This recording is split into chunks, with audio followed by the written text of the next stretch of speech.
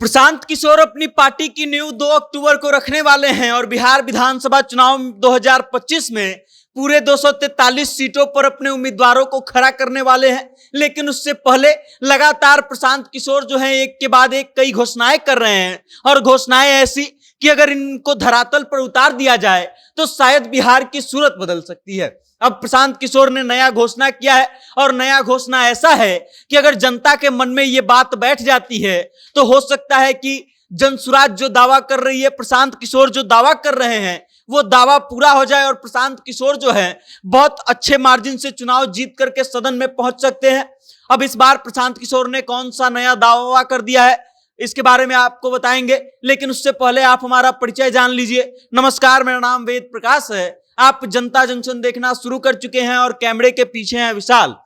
प्रशांत किशोर लगातार जनसुराज के बैनर तले यात्रा कर रहे हैं और यात्रा करते समय वो कई चीजों की बात कर रहे हैं, कई घोषणाएं कर रहे हैं, जिसमें से सबसे अहम चीज है कि प्रशांत किशोर जो हैं 243 विधानसभा सीटों पर अपने उम्मीदवारों को खड़ा करने वाले हैं और लगातार इस बात का दावा करते आ रहे हैं कि उनका किसी भी पार्टी के साथ गठबंधन नहीं होगा। और इन सब चीजों पर प्रशांत किशोर एक और दावा कर रहे हैं, दावा ये कि उनकी पार्टी जो है बिहार विधानसभा चुनाव 2025 में ऐसा बम्पर सीट जीत करके आएगी कि वैसा किसी ने देखा नहीं होगा और किसी ने जीता नहीं होगा। प्रशांत किशोर इस बात का दावा कर रहे हैं कि वो अपने दम पर अकेले सरकार बनाएंगे और उसके बाद कई तरह की घोषणाएं की जा रही है जिसके माध्यम से वोटर्स को लुभाया जा रहा है। हमने देखा है कि कैसे प्रशांत किशोर ने यह दावा किया था कि मुस्लिमों को सबसे ज्यादा सीट दिया जाएगा, उसके बाद 40 महिलाओं को टिकट दिया जाएगा। इस बात का घोषणा प्रशांत किशोर पहले ही कर चुके हैं। अब नया घोषणा प्रशांत किशोर ने शिक्षा से रिलेटेड कर दिया है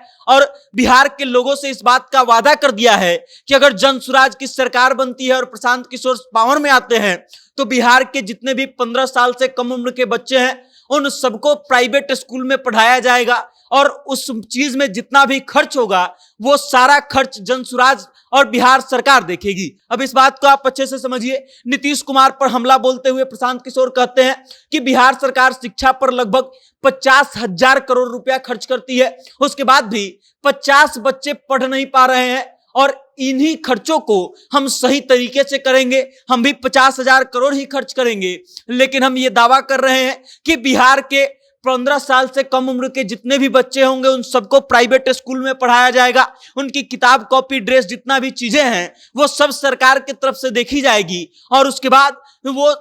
सभी बच्चे जो हैं उनका खर्च सरकार उठाएगी। उसके अलावा प्रशांत किशोर एक और बड़ा दावा करते हैं, दावा ये कि बिहार में जितने भी 60 वर्ष से ऊपर के बुजुर्ग लोग हैं उन लोगों को पेंशन दिया जाएगा। अब आप सोच रहे होंगे कि इसमें नई बात क्या है, पेंशन तो अभी भी मिलती है, लेकिन अभी जो पेंशन मिलती है उसकी राशि मात्र 400 रुपया है। लेकिन प्रशांत किशोर इस बात का दावा कर रहे हैं कि अगर वो पावर में आते हैं तो अगले साल के अंत होने से पहले ही वो जो है बुजुर्ग लोगों को 2-2 हजार रुपया प्रति महीना पेंशन देने का काम करेंगे। अब इस बात को समझ लीजिए कि प्रशांत किशोर एक के बाद एक कई घोषणाएं कर रहे हैं। उन्होंने कई इंटरव्यूज में इस बात का दावा किया है कि उनकी सरकार बनती है तो 15 मिनट के अंदर जो है वो शराबबंदी को खत्म कर दिया जाएगा, शराब चालू कर दिया जाएगा। और उसके बाद एक एक करके कई तरह की घोषणाएं प्रशांत किशोर जिस तरीके से कर रहे हैं, लोगों से जिस तरीके से आह्वान कर रहे हैं कि आप अपने भविष्य के लिए वोट कीजिए, अपने बच्चों के भविष्य के लिए वोट कीजिए, हो सकता है